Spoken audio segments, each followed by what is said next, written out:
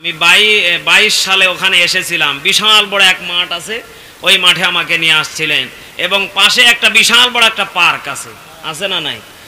আমি লক্ষ্য করে দেখলাম ওই দিন রাত্রিবেলা হাজী সাহেবকে নিয়ে ওয়াজ করেছে, আর ওই পার্কের যে মালিক উনি আবার হাজী সাহেব। জোরে কোন সুবহানাল্লাহ। কখন কি গো আবার ধরা খাইছি আমি, এত কঠিন বিপদ। তা আমি সেই দিন হাজী সাহেব ডিজিটাল হাজীকে দিয়ে হজ করার পর ওই পার্কে ঢোকার আমার ভাগ্য হয় নাই। পরের দিন গিয়েছিলাম, উনি বলতেছে হুজুর আপনি কোন কায়দায় ওয়াজ করলেন, আপনি গত রাত্রে এইভাবে আমাকে ধোয়া ধুইলেন, আপনার একটা বারোকে দিলে মায়া লাগলো না? তা আমি যাক, আজকেরও সভাপতি উনি, বড় কষ্ট লাগলো আবার ভালো লাগলো, আলহামদুলিল্লাহ বলেন। আমি চাই আমার দেশে টিচিং বন্ধ থাক, কথা বলেন ঠিক না ঠিক? কিন্তু এখন যেই সমস্ত পার্কগুলি তৈরি করা হচ্ছে, লেখা থাকে শিশু পার্ক, আর ওখানে বুড়া বুড়িগুলি যে ডলে ডালে সব শেষ করে ফেলছে, আপনি টের পাচ্ছেন? বলেন তো দেখি, নেকিগুলি মনে হয় আবু জেহেলের নামে যাবে। কথা কয় না, কথা কয় না, কথা কন। আবু জেহেলের কাছে না, সে খুলবে ওর কাছে। কথা কয় না রে বারে, যে খুলবে। এই জন্য আমি বলতে চাই, যারা এই সমস্ত কাজ করেন আল্লাহ হেদায়েত দান করুন, জোরে পড়ে না আমিন। যাক, আজকের দিনের লেখা বন্ধ হয়ে যায়। কথা বলেন না কেন? আপনার দোকানে যে সিসি ক্যামেরা লাগিয়েছেন, এটাও কিন্তু একটা ক্যামেরা। কথা বলেন। আপনার দোকানে যে আপনি ক্যামেরা লাগিয়েছেন, এই ক্যামেরার কিন্তু একটা মেয়াদ আছে, এই ক্যামেরারও একটা মেয়াদ আছে। কারেন্ট চলে গেলে আপনার সিসি ক্যামেরা বন্ধ হয়ে যায়, এরপরে আইপিএস চালাবেন, ব্যাটারি চার্জ ফুরিয়ে গেলে বন্ধ হয়ে যায়। কথা বলেন না কেন? কিন্তু আল্লাহ পাক বলেন, তোমার দুই কাঁধে আমি আল্লাহ দুইটা ফেরেশতাকে আমি আল্লাহ রেখে দিয়েছি, এদের যখন কারেন্ট চলে যাবে আমি আল্লাহ আয়াত নাজিল করে জানিয়ে দিলাম, ওয়ায়াসআলুনাকা আনির রূহ। জোরে বলেন আল্লাহু আকবার। যেদিন তোমার দুই কাঁধ থেকে এই ফেরেশতাগুলি চলে যাবে, তার এক নম্বর কারণ হলো আমি আল্লাহ যে রূহ দিয়েছি তোমাকে, এই রূহটা যেদিন তোমার কাছ থেকে চলে যাবে, সময় যেদিন ফুরিয়ে যাবে, ওড়াল দিয়ে যেদিন আমি আল্লাহর কাছে চলে আসবে, সেদিন এই রূহ নামক কেরামান কাতিবিনের ডিউটি শেষ। চিৎকার মেরে বলেন আল্লাহু আকবার। কলিজার টুকরা বাবাজিরা, তাহলে বলেন তো দেখি, আল্লাহ পাক বলেন বাম কাঁধে যে ফেরেশতাকে আমি আল্লাহ রেখেছি, এই ফেরেশতার কাজ কি জানো বান্দা? যখন কোন ঈমানদার বান্দা যখন গুনাহের জন্য যখন নিয়ত করে ফেলে, আগামী কালকে রাত্রিবেলা অমুক আব্দুল্লাহ ভাইয়ের গাছের ডাবগুলিকে চুরি করে খাবো, আল্লাহ পাক বলেন ফেরেশতা যতক্ষণ পর্যন্ত চুরি না করবে ততক্ষণ পর্যন্ত গুনাহ লেখা যাবে না। চিৎকার মেরে বলেন আল্লাহু আকবার। রাত হয়ে গিয়েছে, বান্দা চুরি করে ফেলেছে, আল্লাহ পাক বলেন হে ফেরেশতা তাও লেখা যাবে না। দেখেন আল্লাহ কতটা ভালোবাসেন। আল্লাহ পাক বলেন হে ফেরেশতা ওকে 24 থেকে 72 ঘন্টা আমি আল্লাহ সময় দিলাম, এর ভিতরে যদি সেজদায় পড়ে যদি বান্দা আমাকে ডেকে বলে আল্লাহ সুবহান রাব্বিয়াল আলা, বলে যদি বান্দা আমার কাছে ক্ষমা চায়, আমি আল্লাহ ওকে 24 থেকে 72 ঘন্টার ভিতরে ক্ষমা করে দেব। ওর আমল নামা নেকি উঠবে, গুনাহ উঠবে না। চিৎকার মেরে বলেন সুবহানাল্লাহ। এটা লক্ষ্য করে দেখেন আল্লাহ কতটা ভালোবাসলে এত বড় অফার দিতে পারেন। এরপরে আল্লাহ পাক বলতেছেন বাম কাদের আলামত চলে গেল, ডান কাদের আলামত গুনাহগান। আল্লাহ পাক বলেন যদি কোনো বান্দা নিয়ত করেছে আমি আগামী কালকে অমুক মানুষের পাশে দাঁড়াবো, অমুক মানুষের আমি একটু উপকার করব, আল্লাহ পাক বলেন ফেরেশতা কেবল মাত্র নিয়ত করতে দেরি, নেকি লিখতে দেরি করবা না। চিৎকার মেরে বলেন সুবহানাল্লাহ। আপনি নিয়ত করেছেন একটা ভালো কাজ করবেন, আল্লাহ পাকের ফেরেশতারা অটোমেটিক লিখে ফেলেছেন। এরপরে বান্দা যখন আগামী কাল ওই কাজটা যখন পরিপূর্ণ করবে, ওর যা নিয়ত ছিল শেষ করে ফেলবে, আল্লাহ পাক বলেন ডবল নেকি ওর নামে লিখে দাও। আল্লাহু আকবার।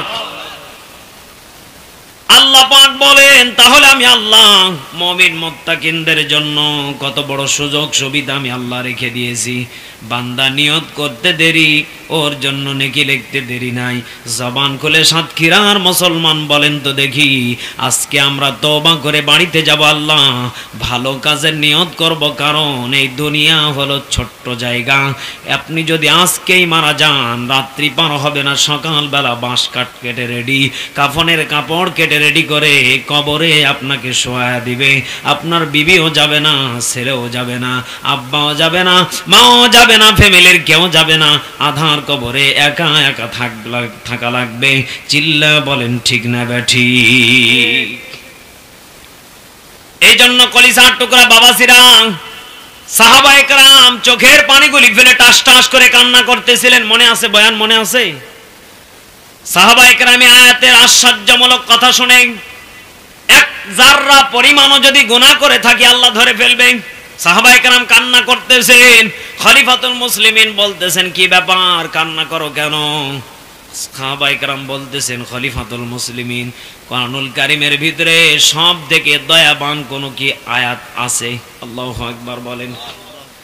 আল্লাহ রাব্বুল আলামিন এবার কোরআনুল কারীমের ভিতরে জানিয়ে দিচ্ছেন, কুলিয়া ইবাদিয়াল্লাযীনা আসরাফু আলা আনফুসিহিম লা তাকনাতু মির রাহমাতিল্লাহ।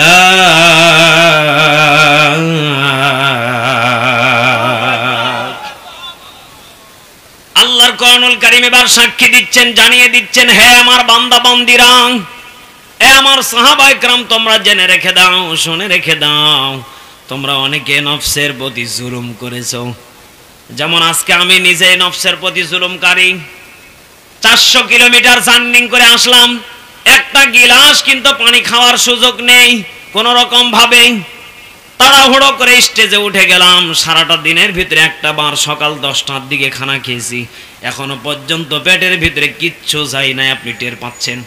বলেন তো দেখি, আমরা প্রতিনিয়ত নফসের প্রতি জুলুম করি কি করি না?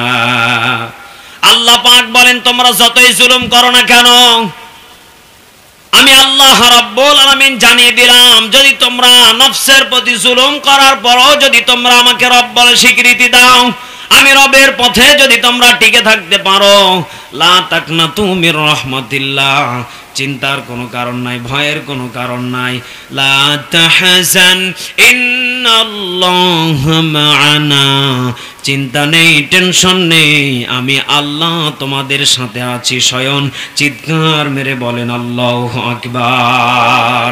জান্নাত চির সুখেরই ঘর, জান্নাত চির সুখেরই ঘর, ওগো জানতে যদি তুমি, মায়া ঘেরা রঙিন হে পৃথিবী, নয়তো সুখের খনি। চিল্লা বলেন ঠিক না বেঠি?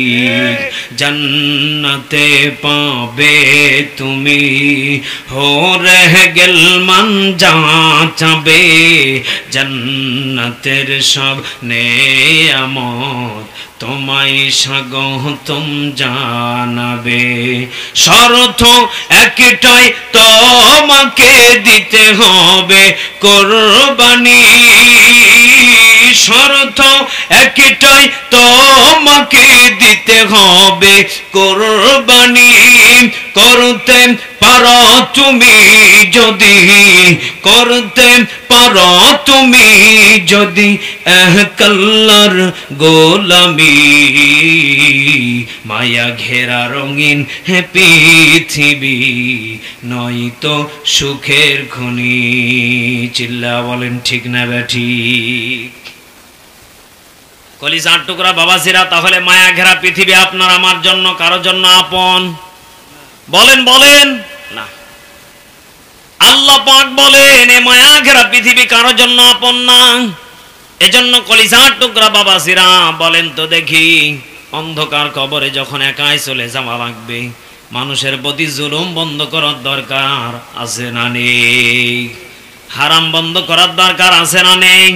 সুদ ঘুষ জেনা ব্যভিচার বন্ধ করার দরকার আছে না নেই? বইয়ের পর নির্যাতন করার দরকার আছে না নেই? আছে বলে কি দেখো। আমি গত কয়েকদিন আগে মাহফিলে গিয়েছিলাম রাজশাহীতে। আমি বয়ান করতেছিলাম বউকে মাঝে মাঝে মারা সুন্নাত। এরকম শ্রেণীর লোক আছে না নেই? এই পাগল বয়ান শোনার পরে ওরে বাপ রে বাপ, এমন পিটান পিটাই প্রতিদিন, ওই ইচ্ছা মতো পিটাই, কারণ সুন্নাত আমল করা লাগবে। মেজবা হুজুর বলেছিল, হঠাৎ করে আমি 3 তারিখে আবার মাহফিলে গিয়েছি জানুয়ারির। ওই এলাকার মানুষ বলতেছে, হুজুর আপনি ডিসেম্বরের শেষের দিকে এসেছিলেন, ওই এলাকার মানুষকে আপনি বয়ান শুনিয়েছিলেন বউকে মারা সুন্নাত। হ্যাঁ সুন্নাত ঠিকই আছে, সমস্যা কি? হুজুর আপনি মারার কথা বলেছেন, কিন্তু কতটুকু মারা লাগবে তো বলে দেন নাই, ওই ইচ্ছা মতো প্রতিদিন পিটাই। বলেন তো দেখি, এই আমল যদি কেউ করেন ওর বউ থাকবে না যাবে? এ কথা বলেন না কেন? আজকে আমি বউকে মারার একটা সুন্নাত আমি শিখিয়ে দিয়ে যাই, ওকে দেব। কারণ বেকা হাড্ডি তৈরিতে একটু মাঝে মাঝে শাসন করা দরকার। কথা কোন ঠিক নেই বেটি? আল্লাহর নবীজি বলেন, এক বিদ্যা মেসওয়াক দিয়ে যদি বউ বাঁকা নজরে তাকায়, বাঁকা দিকে হাঁটে, সোজা পথ যদি ভুলে যায়, মাঝে মাঝে বউকে হাসি মুখে খুশি মনে হৃদয় থেকে উজাড় করে মনটাকে দিলটাকে সঁপে দিয়ে হাফ মেসওয়াক দিয়ে টাস টাস করে ছোট্ট আকারে পিঠের বাড়ি বাড়ি দেওয়া লাগবে। যদি কোনো ব্যক্তি আমলটা করতে পারে, আল্লাহর নবীজি বলেন ওর একটা সুন্নাতের আদায় হয়ে যাবে। চিৎকার মেরে বলেন সুবহানাল্লাহ। কিন্তু আমার দেশের এমন মানুষ আছে, ও বউকে এমন পিটান পিটায়, ও 14 গোষ্ঠী পর্যন্ত তালাক দিয়ে দেয়। আছে না নেই? আল্লাহ পাক বলেন, 2টা জিনিস আমি আল্লাহ ঘৃণা করি। কি করি আরো জোরে বলেন? 2টা জিনিস।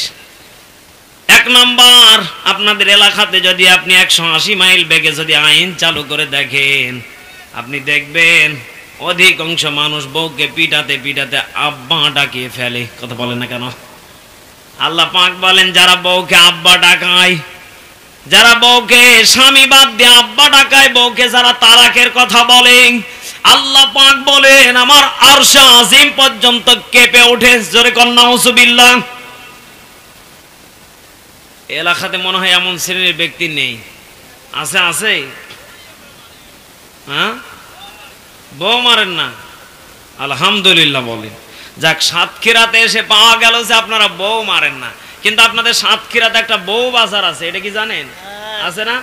আমি সাতক্ষীরা সদরে কামাল দিয়া না কি যেন একটা জায়গা আছে না, কামালনগর, কত দূর এখান থেকে?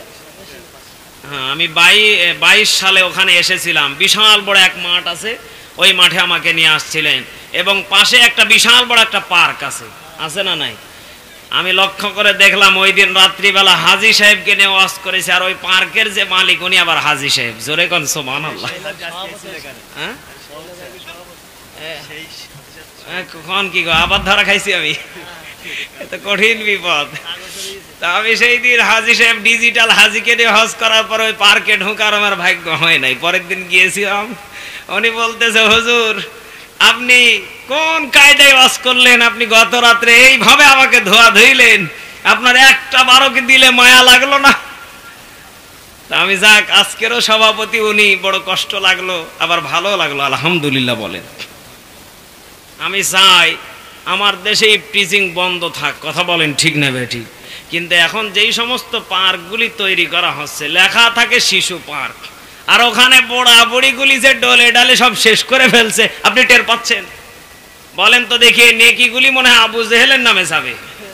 কথা কয় না, কথা কয় না, কথা কন। আবু জেহেলের কাছে না, সে খুলবে ওর কাছে।